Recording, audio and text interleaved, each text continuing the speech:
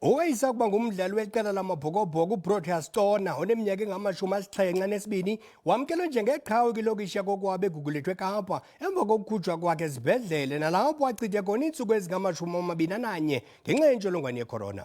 uCona uthi uphiliswe kukuziphatha kakuhle nokuba nomzimba usemandleni.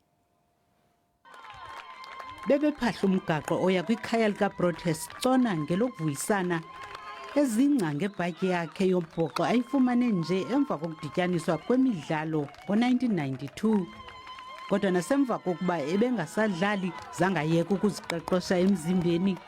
Lolo qeqesho lomzimba ngexa esesibhedlele Grooteskier athi lumoxuthe ekuxhulweni yi-COVID-19. Hayi umuntu onalanto makatreyine especially i-press ups and i-press ups bakala i-press up uyadinwa zivula imiphunga yakho because ndithetha from experience. Usapho luthi belisexhaleni nanjengoko ephila ne-high blood. Ixhala besinalo kakhulu into yokuba nje besele yedwa besengitata engumama wethu apha kwelikhaya. Sithandaza kakhulu uba ngenxa yoba simthembile uba engumuntu onamandla. uCona lilungu leqela lokuzivavanya laseGugulethu elaziwa njenge-Walking with Macebo esaziwa ngokungavilaphi.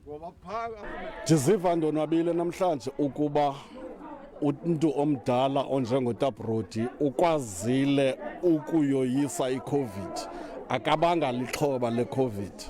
uCona umemelela uluntu ukuba lululwamele imigaqo ezempilo yeCorona lungalibali nokuzivavanya imizimba. Thandiswa Mawu, weendaba ze-SABC eKapa.